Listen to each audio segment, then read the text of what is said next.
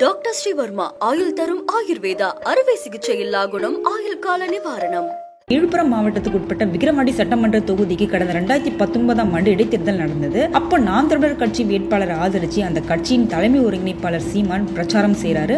அப்போ அவர் பேசும்போது மறைந்த பிரதமர் ராஜீவ்காந்தி குறித்து ரொம்ப தப்பா அவதூறா வன்முறையை உருவாக்குற மாதிரி பேசினதா சொல்லப்படுது. இது தொடர்பா கஞ்சனூர் காவல் நிலையத்துல காங்கிரஸ் கட்சியின் மாவட்ட தலைவர் புகார் ஒன்று கொடுத்திருந்தாரு.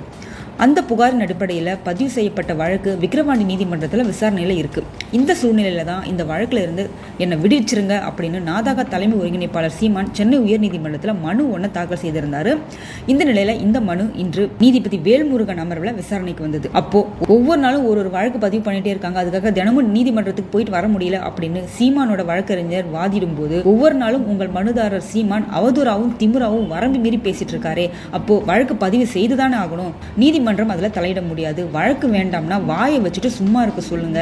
ஜனநாயக நாட்டுல குறிப்பா இந்திய அரசியல் சாசனம் ஆர்டிகல் 19 படி எந்த அவதூற வேண்டுமானாலும் பேசிட்டு தப்பிச்சிடலாம் அப்படின்னு சீமான் கணக்கு போடக்கூடாது. தினசரி சீமான் யாராவது சகட்டு மேனிக்கு திட்டிட்டு அவதூறு பரப்பிட்டு வன்முறை தூண்டுற மாதிரி பேசிக்கிட்டே இருக்காரு. இதனால சமுதாயத்துல பதட்டம் ஏற்படுது. இது ரொம்பவே கண்டனத்துக்குரிய ஒரு செயல். இதெல்லாம் பார்த்துட்டு நீதிமன்றம் கண்ணு மூடிட்டு வேடிக்கை பார்த்துட்டு இருக்காரு. இது வரைக்கும் நீதிமன்றம் தானா முன் வந்து இந்த விஷயத்தை கையில் எடுக்கல. ஆனா இதுக்கு மேல கையில் எடுக்க வச்சிடாதீங்க. அவர் நீதிமன்றத்தில் ஆஜராகிதான் ஆகணும், அதுல இருந்து விலக்கு கொடுக்க முடியாது. குறைஞ்சபட்சம் ஒரு 4-5 நீதிமன்ற படிக்கட்டுகளை ஏறி இறங்கினாதான் அவருக்கு அவரோட வாய் கட்டுப்பாட்டோட இருக்கும். அப்படி இல்லைன்னா சகட்டு மேனிக்கு போற போக்குல நிதானம் இல்லாம ஏதாவது பேசிக்கிட்டே இருப்பாரு. இந்த கேஸ்ல இருந்து அவரை விடுவிக்கணும்னா முதல்ல அவரை வாயை கட்டுப்படுத்த சொல்லுங்க. மற்றபடி அவர் நீதிமன்றத்தில் ஆஜராகிதான் ஆகணும், என்னால விலக்கெல்லாம் கொடுக்க முடியாதுன்னு வேல்முருகன் ஒரு மிகப்பெரிய ஒரு செருப்படியை சீமானுக்கும் சீமானோட வழக்கறிஞருக்கும் கொடுத்திருக்காரு.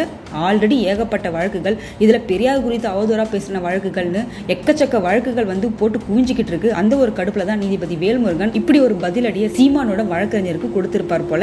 நல்ல மாட்டுக்கு ஒரு சூடு அப்படிங்கிற மாதிரி நல்ல மனுஷனுக்கு ஒரு சொல். நீதிபதி வேல்முருகன் கொடுத்த பதிலடியை மனசுல வச்சுக்கிட்டு இதுக்கு மேல வாயை கட்டுப்பட்டதுனாதான் சீமான் நீதிமன்ற வழக்குகள்ல இருந்து விலகி வருவாரு. அப்படி இல்லைன்னா கோட்டங்கையுமா அலைஞ்சிட்டே இருக்க வேண்டியதுதான்.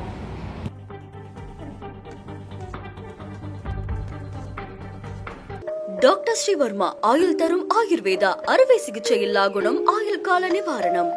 என்றும் உங்களுடன் மை இந்தியா. முக்கிய செய்திகளை உடனுக்குடன் தெரிந்து கொள்ள சப்ஸ்கிரைப் பண்ணுங்க, பெல் பட்டனை பிரஸ் பண்ணுங்க. என்றும் உங்களுடன் மை இந்தியா.